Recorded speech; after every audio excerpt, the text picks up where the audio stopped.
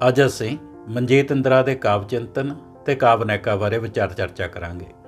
ਮਨਜੀਤ ਇੰਦਰਾ ਨੇ ਕਾਵ ਸੰਗ੍ਰਹਿ ਅੰਤਹਿਕਰਨ 1974 ਰਾਹੀਂ ਪੰਜਾਬੀ ਕਵਿਤਾ ਦੇ ਇਤਿਹਾਸ ਵਿੱਚ ਇੱਕ ਨਿਵੇਕਲੀ ਪਹਿਚਾਣ ਸਥਾਪਿਤ ਕੀਤੀ। ਕਾਵ ਸੰਗ੍ਰਹਿ ਕਾਲਾ ਬਾਗ, ਚੰਦਰੇ ਹਨੇਰੇ, ਤਾਰਿਆਂ ਦਾ ਛੱਜ, ਪੂਰਤੀ ਅਪੂਰਤੀ, ਤੂੰ ਆਵਾਜ਼ ਮਾਰੀ ਹੈ, ਅਲਖ, ਰੋਹ ਵਿਦਰੋਹ ਅਤੇ ਤਾਂਡਵ ਦੀ ਸਿਰਜਣਾ ਕਰਕੇ ਪੰਜਾਬੀ ਕਵਿਤਾ ਨੂੰ ਵੱਖਰੀ ਦਿਸ਼ਾ ਪ੍ਰਦਾਨ ਕੀਤੀ।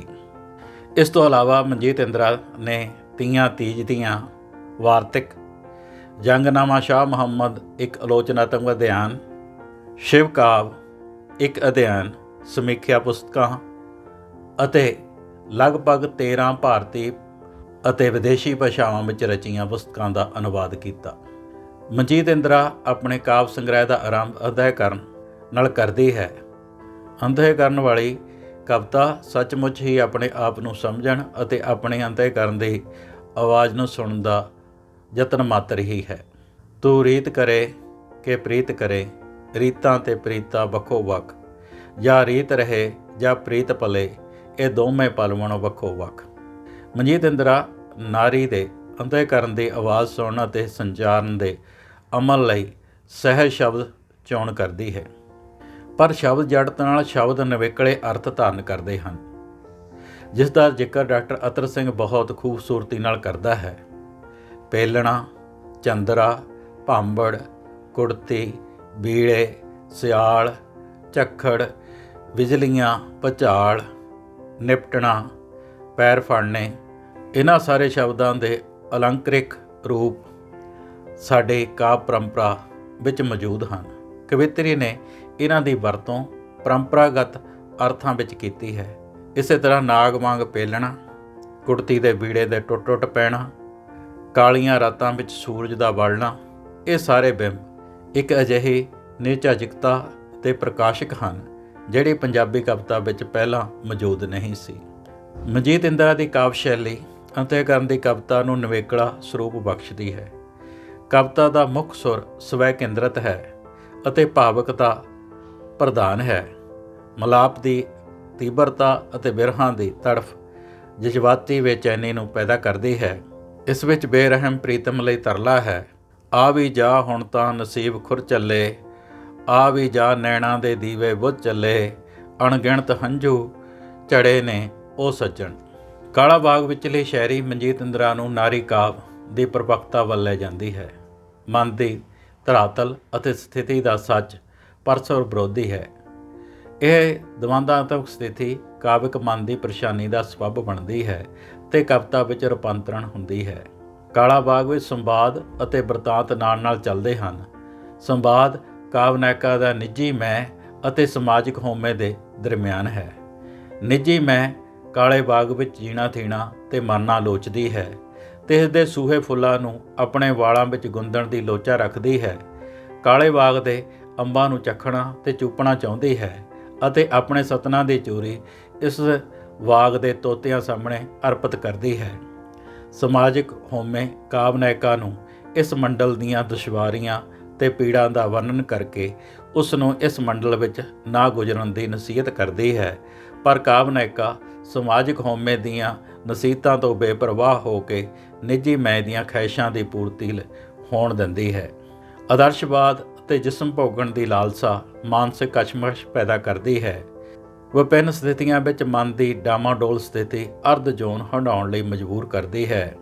ਅਸੀਂ ਸਭੇ ਅਰਧ ਜੋਨ ਭੋਗ ਰਹੇ ਹਾਂ, ਹਰ ਕਿਸੇ ਨਾਲ ਦੰਭ ਰਚਦੇ ਹਾਂ, ਸ਼ਾਇਦ ਪੂਰੇ ਬਣਨ ਦਾ ਖਾਬ ਸਾਡੇ ਮਨਾਂ 'ਚੋਂ ਮਰ ਚੁੱਕਾ ਹੈ, ਬਸ ਅਸੀਂ ਤਾਂ ਅਰਧ ਜੋਨ ਭੋਗ ਰਹੇ ਹਾਂ। ਮਨਜੀਤ ਇੰਦਰਾ ਦੀ ਕਾਵ ਨਾਇਕਾ ਦੰਭ ਦਾ ਪਰਦਾ ਹਟਾ ਬੇਝਿਜਕ ਹੋ ਕੇ ਤ੍ਰਿਪਤੀ ਲਈ ਯਤਨਸ਼ੀਲ ਹੈ। ਤ੍ਰਿਪਤੀ ਦਾ ਸਰੋਤ ਮਰਦ ਬੇਪਰਵਾਹ ਹੈ। ਉਹ ਤਨ ਨੂੰ ਮੰਨਣ ਤੱਕ ਸੀਮਤ ਹੈ ਅਤੇ ਮਨ ਦੀ ਦੁਨੀਆ ਤੋਂ ਅਭਿੱਜ ਹੈ। ਕਾਲਾ ਬਾਗ ਵਿਚਲਾ ਜੋਗੀ ਸਿਰਫ ਭੋਗੀ ਹੈ, ਪ੍ਰੇਮੀ ਨਹੀਂ ਹੈ। ਕਾਵ ਨਾਇਕਾ ਬਾਰ-ਬਾਰ ਉਸ ਨੂੰ ਆਪਣੀ ਹੋਂਦ ਦਾ ਅਹਿਸਾਸ ਕਰਾਉਂਦੀ ਹੈ ਅਤੇ ਆਪਾ ਵਾਰਨ ਦੀ ਹੱਦ ਤੱਕ ਜਾਂਦੀ ਹੈ। ਮੋਮ ਦਾ ਮੈਂ ਬੁੱਤ ਨਹੀਂ, ਮੈਂ ਤਾਂ ਮੱਚਦੀ ਲਾਟ ਹਾਂ, ਗੁਣ ਗਣਾਵੇ ਜੋ ਸਦਾ, ਮੈਂ ਐਸੀ ਭਿੰਨੀ ਰਾਤ ਹਾਂ। ਇਸ਼ਟ ਮੇਰਾ ਇਸ਼ਕ ਮੈਂ, ਆਈ ਹਾਂ ਤੇਰੇ ਗਰਾਂ, ਤੇਰੀ ਮਹਿਬੂਬ ਹਾਂ। ਮਨਜੀਤ ਇੰਦਰਾ ਨੇ ਆਪਣੇ ਕਾਵਿ ਨਾਇਕਾ ਨੂੰ ਕੁੰਠਤ, ਨਿਰਾਸ਼ਾਵਾਦੀ ਜਾਂ ਖੰਡਿਤ ਨਹੀਂ ਹੋਣ ਦਿੱਤਾ। ਨਾਇਕਾ ਕਿਧਰੇ ਵੀ ਕਾਲਾ ਬਾਗ ਦੇ ਜੋਗੀ ਨੂੰ ਕੋਸਦੀ ਜਾਂ ਭੰਡਦੀ ਨਹੀਂ। ਉਸ ਨੂੰ ਪਹਿਲਾਂ ਹੀ ਪਤਾ ਹੈ ਕਿ ਉਸ ਨਾਲ ਇਉਂ ਹੀ ਹੋਣੀ ਸੀ ਜੋ ਉਸਨੇ ਆਪਣੀ ਅਜਿਹੀ ਹੋਣੀ ਨੂੰ ਆਪ ਚੁਣਿਆ ਸੀ, ਤੇ ਇਸ ਚੋਣ ਕਰਕੇ ਉਸ ਦੇ ਚਿਹਰੇ 'ਤੇ ਰੱਤੀ ਭਰ ਮਲਾਲ ਜਾਂ ਦਿਲ ਵਿੱਚ ਭੋਰਾ ਵੀ ਰੰਜਿਸ਼ ਨਹੀਂ ਹੈ। ਨਾਰੀ ਸਰੂਪ ਅਸਲੋਂ ਨਵਾਂ ਹੈ। ਕਾਵਿ ਸੰਗ੍ਰਹਿ ਚੰਦਰੇ ਹਨੇਰੇ ਵਿੱਚ ਪੰਜਾਬ ਦੇ ਅੱਤਵਾਦ ਦੇ ਦੁਖਾਂਤਕ ਦੌਰ ਦਾ ਬਿਰਤਾਂਤ ਪੇਸ਼ ਹੋਇਆ ਹੈ। ਇਸ ਸੰਗ੍ਰਹਿ ਦੀ ਪਹਿਲੀ ਨਜ਼ਮ ਕਾਲੀ ਘੋੜੀ ਆਤੰਕ ਦੇ ਹਨੇਰੇ ਵਿੱਚ ਫੈਲੀ ਕਾਲਖ ਨੂੰ ਰੂਪਮਾਨ ਕਰਦੀ ਹੈ ਤੇ ਔਰਤ ਹੱਥੋਂ ਆਤੰਕ ਦੇ ਅੰਤ ਦਾ ਬਿਰਤਾਂਤ ਸੁਪਨਮਈ ਸਥਿਤੀ ਰਾਹੀਂ ਪੇਸ਼ ਕੀਤਾ ਗਿਆ ਹੈ।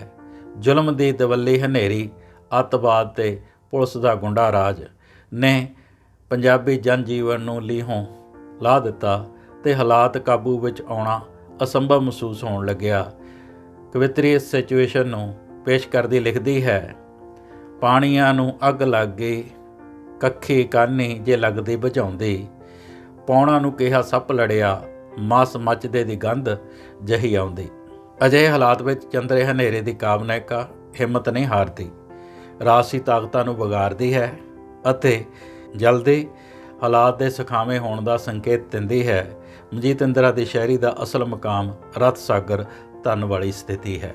ਅਮਨ ਦੀਆਂ ਘੁੱਗੀਆਂ ਕਦ ਤੱਕ ਉਡਾਓਗੇ, ਬੇਦੋਸ਼ੇ ਖੂਨ ਨੂੰ ਕਦੋਂ ਤੱਕ ਲੁਕਾਓਗੇ, ਸਾਡੇ ਨੈਣਾਂ ਵਿੱਚ ਭਖਦੇ ਨੇ ਰੋਹ ਦੇ ਚਿੰਗਾੜੇ, ਅਸੀਂ ਹਿੰਮਤਾਂ ਦੇ ਜਾਏ ਸਾਡੇ ਪਰਬਤਾਂ ਜਿਹੇ ਚਿਹਰੇ।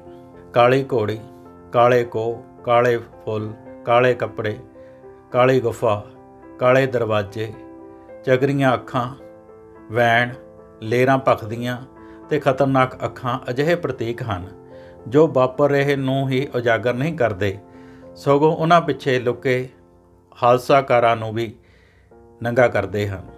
ਚੰਦਰੇ ਹਨੇਰੇ ਦੀਆਂ ਕਵਿਤਾਵਾਂ ਵਿੱਚ ਸੁੰਨਸਨਾਟਾ, ਧੁੰਦ ਅਤੇ ਮਾਤਮ ਦੇ ਨਾਂ ਨਾਲ ਨਿੱਜ ਪੀੜਾ ਦਾ ਰੰਗ ਵੀ ਕਿਧਰੇ ਕਿਧਰੇ ਹਲਕੀ ਭਾਵ ਮਾਰਦਾ ਹੈ।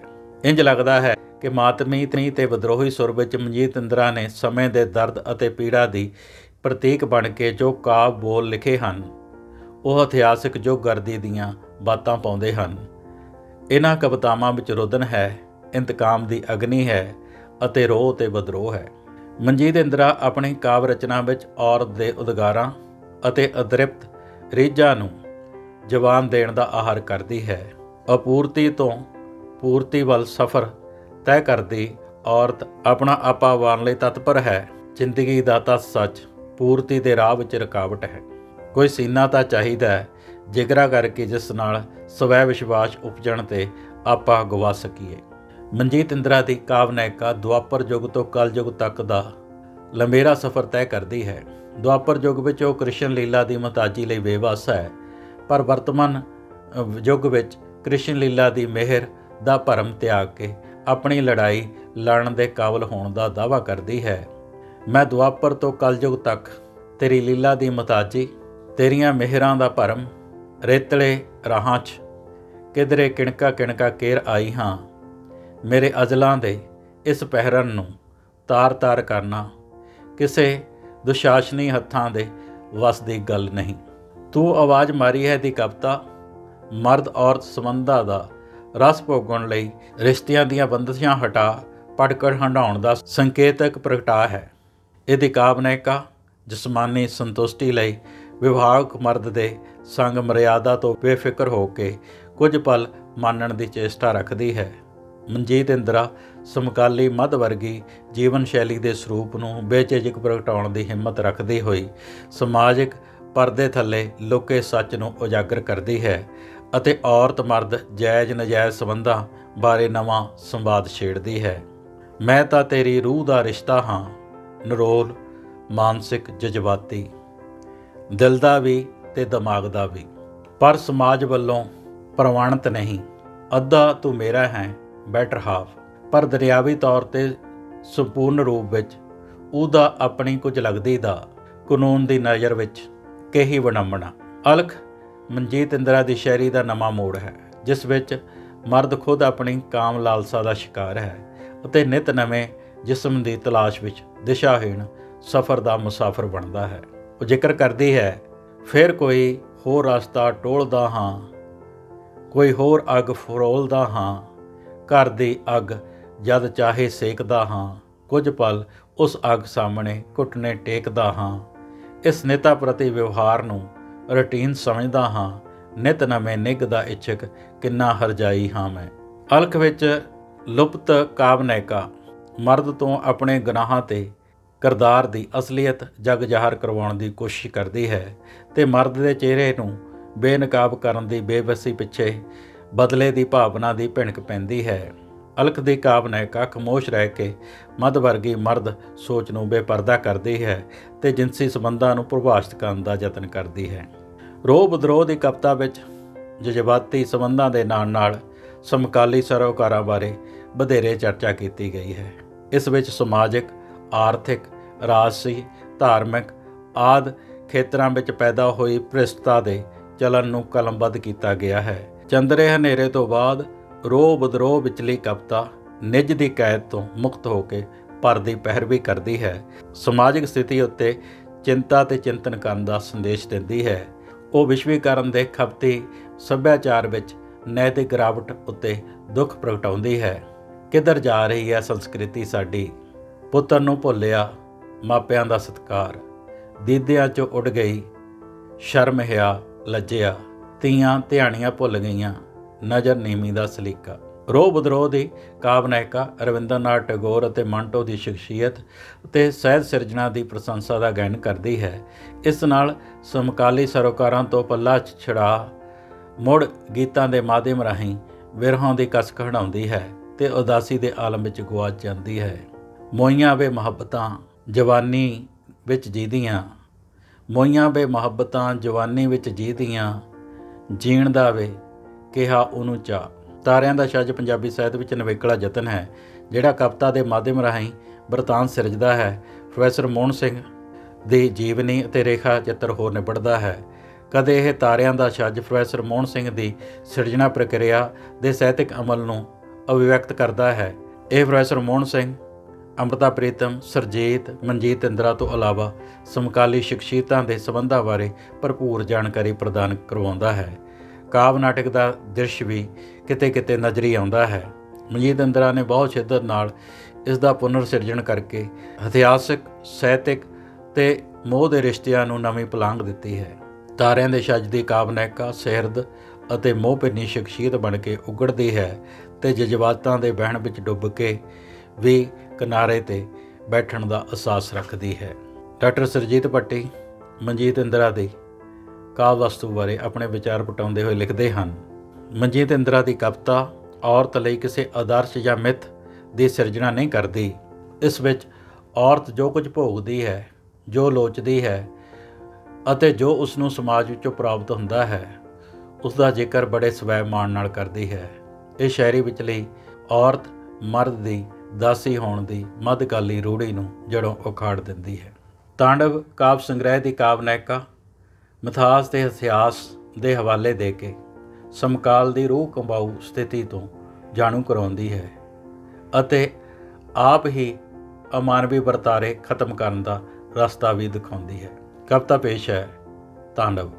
ਕਾਨਾ ਕਨ੍ਹਈਆ ਹੇ ਕ੍ਰਿਸ਼ਨ, ਤੇਰਾ ਦੇਸ਼ ਕਿਹੜੇ ਰਾਹ ਪਿਆ ਤੇਰੀ ਰਾਧਾ, ਰੁਕਮਣੀ ਕਿੱਥੇ ਰਵੇ ਕਿੱਥੇ ਬਵੇ, ਸਾਂਭ ਸਿਕਰ ਸੱਤ ਆਪਣਾ।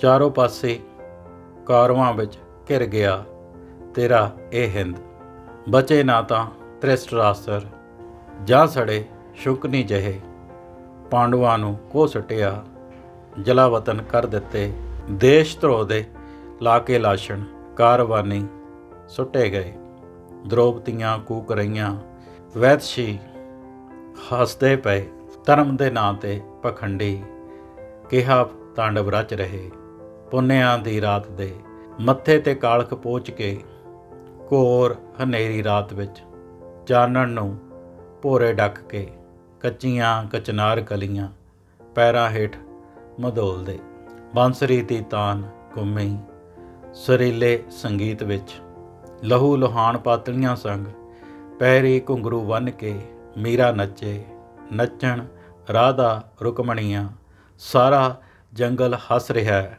थला अंदर जला अंदर, उच्चे उचेरे अंबरी, गूंजदी फरियाद कोई, कौन सहम मंग रहा। रल के छेड़ो सुर सरीले, शोर नूं दंदल पवे, ताल देवो तान छेड़ो, कलम बुरश कईयां तेसे हथौड़ियां, तंगलियां ते हल पंजाली, सारियां इकट्ठियां करो, जुल्म सामने कदी ना झुकीए, फुंड दईए दहशती, प्रेम दी कोई लहर उठे, लै कोई संगीत दी, भंजली दी तान गूंजे, संख ते घड़ियाल गूंजण, सुबह दी अजान भी, झांजरां दे बोर छणकण, चूड़ियां दी खणक भी। डॉक्टर सुखदेव सिंह सिरसा ਮਨਜੀਤ ਇੰਦਰਾ ਦੀ ਕਵਿਤਾ ਬਾਰੇ ਆਪਣੇ ਪ੍ਰਤੀਕਰਮ ਪੇਸ਼ ਕਰਦਾ ਹੋਇਆ ਲਿਖਦਾ ਹੈ, ਸ਼ਾਇਰਾ ਮਨਜੀਤ ਇੰਦਰਾ ਕਿਸੇ ਰਸਮੀ ਜਾਣ ਪਹਿਚਾਣ ਦੀ ਮੁਹਤਾਜ ਨਹੀਂ ਹੈ। ਸਮਕਾਲੀ ਪੰਜਾਬੀ ਕਵਿਤਾ ਵਿੱਚ ਉਸ ਦਾ ਨਵੇਕਲਾ ਮੁਕਾਮ ਹੈ। ਉਹ ਬੇਵਾਕ ਸ਼ਾਇਰਾ ਹੈ, ਬਹਿਣ ਦੇ ਉਲਟ ਰੁੱਖ ਰੱਖਣ ਵਾਲੀ, ਸਮੇਂ ਦੀਆਂ ਅੱਖਾਂ ਵਿੱਚ ਅੱਖਾਂ ਪਾ ਕੇ ਅਣਸੁਖਾਵੇ ਸਵਾਲ ਕਰਨ ਵਾਲੀ ਨਿਸੰਗ ਬੁਲੰਦ ਆਵਾਜ਼। ਉਸਨੇ ਦਰਪੇਸ਼ ਰਾਜਸੀ, ਆਰਥਿਕ, ਸਮਾਜਿਕ ਅਤੇ ਨੈਤਿਕ ਮਸਲਿਆਂ ਬਾਰੇ ਗੰਭੀਰ ਮੁਦਰਾ ਵਾਲੀ ਨਜ਼ਮ ਦੀ ਸਾਧਨਾ ਵੀ ਕੀਤੀ ਅਤੇ ਰਸੀਲੇ ਮੁਦਰ ਗੀਤਾਂ ਪ੍ਰਗੀਤਾਂ ਦੀ ਰਚਨਾ ਵੀ। ਉਹ ਇਤਿਹਾਸ ਵੱਲੋਂ ਪਈਆਂ ਵੇਡਾਂ ਅਤੇ ਦਿਸਦੇ ਅਣਦਿਸਦੇ ਦਾਅਵਿਆਂ ਵਾਲੇ ਪਿਤਰੀ ਸਮਾਜ ਦੇ ਸਤਾ ਪ੍ਰਵਚਨਾਂ ਨੂੰ ਸ਼ਿੱਦਤ ਭਰੀ ਰਚਨਾਤਮਕ ਊਰਜਾ ਨਾਲ ਵਿਗਾੜਦੀ ਹੈ ਅਤੇ ਨਕਾਰਦੀ ਹੈ।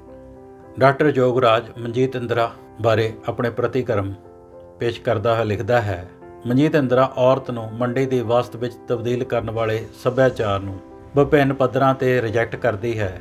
ਅੰਤਰ ਧੁਨੀ ਦੀ ਕਵਿਤਾ ਵਿੱਚ ਉਹ ਸੱਭਿਆਚਾਰ ਨੂੰ ਪ੍ਰਸ਼ਨ ਦੇ ਘੇਰੇ ਵਿੱਚ ਲਿਆਉਂਦੀ ਹੈ ਜਿਹੜਾ ਔਰਤ ਦਾ ਬਿੰਬ ਐਟਮ ਗਰਲ ਦਾ ਬਣਾਉਂਦਾ ਹੈ। ਡਾਕਟਰ ਅਮੀਆਂ ਕੰਵਰ ਲਿਖਦੀ ਹੈ, ਮਨਜੀਤ ਇੰਦਰਾ ਇੱਕੋ ਵੇਲੇ ਪਰੰਪਰਾ ਪਲੱਸ ਆਧੁਨਿਕਤਾ ਦੀ ਜੀਵੰਤ ਮਿਸਾਲ ਹੈ। ਮਨਜੀਤ ਇੰਦਰਾ ਅਤੇ ਉਸਦਾ ਕਾਵਿ ਦੋਵੇਂ ਇੱਕ ਦੂਜੇ ਦੇ ਸਮਭਾਵੀ ਹਨ। ਇਹਨਾਂ ਦੋਹਾਂ ਨੂੰ ਇੱਕ ਦੂਜੇ ਤੋਂ ਅੱਡ ਕਰਕੇ ਵੇਖਿਆ ਵਾਚਿਆ ਨਹੀਂ ਜਾ ਸਕਦਾ। ਡਾਕਟਰ ਵਨੀਤਾ ਆਪਣਾ ਪ੍ਰਤੀਕਰਮ ਦਰਜ ਕਰਦੀ ਹੈ, ਮਨਜੀਤ ਇੰਦਰਾ ਜੀਣ ਥੀਣ ਦੇ ਵਰਤਾਰਿਆਂ ਨੂੰ ਸੋਚ ਬੇਵਾਕੀ ਨਾਲ ਚਿੱਤਰਦੀ ਹੈ। ਉਸ ਦੀ ਕਾਵਿ ਭਾਸ਼ਾ ਰੂਹ ਦੀ ਲਿਪੀ ਦੇ ਅਣਖੇ ਅੱਖਰਾਂ ਨੂੰ ਜਵਾਨ ਦਿੰਦੀ ਹੈ। ਸਮੁੱਚੇ ਤੌਰ 'ਤੇ ਮਨਜੀਤ ਇੰਦਰਾ ਦੀ ਕਾਵਿ ਨਾਇਕਾ ਮੱਧ ਵਰਗੀ ਸ਼ਹਿਰੀ ਜੀਵਨ ਦੀ ਪ੍ਰਤੀਨਿਧਤਾ ਕਰਦੀ ਹੈ। ਉਹ ਵਿੱਦਿਅਕ ਮੁਕਾਮ ਹਾਸਲ ਕਰਕੇ ਆਰਥਿਕ ਤੌਰ 'ਤੇ ਸਵੈ ਨਿਰਭਰ ਹੈ। ਉਹ ਔਰਤ ਦੀ ਆਜ਼ਾਦੀ ਲਈ ਸੁਚੇਤ ਹੈ। ਉਹ ਮਰਦ ਦੁਆਰਾ ਸਿਰਜਿਆ ਪਿਤਰੀ ਸਮਾਜ ਪ੍ਰਬੰਧ ਦੀ ਵਿਰੋਧੀ ਹੈ। ਉਹ ਔਰਤ ਦੀ ਨਵੀਂ ਪਰਵਾਜ਼ ਲਈ ਉਤਾਵਲੀ ਹੈ। ਉਹ ਔਰਤ ਦੇ ਮਾਨਸਿਕ ਧਰਾਤਲ ਉੱਤੇ ਜਿਨਸੀ ਤ੍ਰਿਪਤੀ ਅਤੇ ਅਤ੍ਰਿਪਤੀ ਦੇ ਪ੍ਰਤੀਕਰਮ ਨੂੰ ਉਜਾਗਰ ਕਰਨ ਵਿੱਚ ਪਰਦੇ ਦਾ ਓਹਲਾ ਨਹੀਂ ਕਰਦੀ, ਸਗੋਂ ਬੇਝਿਜਕ ਹੋ ਕੇ ਔਰਤ ਮਰਦ ਸੰਬੰਧਾਂ ਬਾਰੇ ਉਸਾਰੂ ਸੰਵਾਦ ਸਿਰਜਦੀ ਹੈ। ਉਸ ਦੇ ਮੁਤਾਬਕ ਪਦਾਰਥਿਕ ਜ਼ਰੂਰਤਾਂ ਤੋਂ ਇਲਾਵਾ ਮਾਨਸਿਕ ਸੰਤੁਸ਼ਟੀ ਵੀ ਜੀਵਨ ਲਈ ਜ਼ਰੂਰੀ ਹੈ। ਕਾਮਨਾਵਾਂ ਦੀ ਪੂਰਤੀ ਅਪੂਰਤੀ ਜੀਵਨ ਦੇ ਰੰਗ ਢੰਗ ਨੂੰ ਬਦਲ ਕੇ ਰੱਖ ਦਿੰਦੀ ਹੈ। ਮੱਧ ਵਰਗੀ ਔਰਤ ਦੇ ਜੀਵਨ ਵਿੱਚ ਆਇਆ ਪਰਿਵਰਤਨ ਮਨਜੀਤ ਇੰਦਰਾ ਦੀ ਕਾਵਿ ਨਾਇਕਾ ਰਾਹੀਂ ਸਹਿਜੇ ਹੀ ਉਜਾਗਰ ਹੋਇਆ ਹੈ। ਇਹ ਕਾਵਿ ਨਾਇਕਾ ਸਿਰਫ ਰਿਸ਼ਤਿਆਂ ਦੀ ਖਲਜਗਣ ਤੱਕ ਸੀਮਤ ਨਹੀਂ ਹੈ, ਸਗੋਂ ਸਮਕਾਲੀ ਸਰੋਕਾਰਾਂ ਬਾਰੇ ਚੇਤੰਨ ਹੈ। ਵਿਸ਼ਵੀਕਰਨ, ਪੂੰਜੀਵਾਦ ਦੀ ਸਰਦਾਰੀ ਤੇ ਖਪਤ ਕਲਚਰ ਵਿੱਚ ਮਾਨਵੀ ਜੀਵਨ ਵਿੱਚ ਆਈ ਤਬਦੀਲੀ ਮਨਜੀਤ ਇੰਦਰਾ ਦੀ ਕਾਵਿ ਨਾਇਕਾ ਨੂੰ ਚਿੰਤਨ ਕਰਨ ਲਈ ਮਜਬੂਰ ਕਰਦੀ ਹੈ ਅਤੇ 21ਵੀਂ ਸਦੀ ਦੀ ਨਾਰੀ ਚੇਤਨਾ ਦੇ ਤੱਤ ਸੱਚ ਨੂੰ ਪ੍ਰਗਟਾਉਣ ਦੇ ਸਮਰੱਥ ਹੈ। ਮਨਜੀਤ ਇੰਦਰਾ ਦੀ ਕਾਵਿ ਨਾਇਕਾ ਅੰਮ੍ਰਿਤਾ ਪ੍ਰੀਤਮ, ਮਨਜੀਤ ਟਿਵਾਣਾ, ਪਾਲ ਕੌਰ, ਸੁਖਵਿੰਦਰ ਅੰਮ੍ਰਿਤ ਵਰਗੀਆਂ ਕਵਿੱਤਰੀਆਂ ਨਾਲੋਂ ਆਪਣਾ ਵੱਖਰਾ ਮੁਹਾਂਦਰਾ ਸਥਾਪਿਤ ਕਰਦੀ ਹੈ। ਜਾਣਕਾਰੀ ਹਾਸਲ ਕਰਨ ਲਈ ਬਹੁਤ ਬਹੁਤ ਧੰਨਵਾਦ।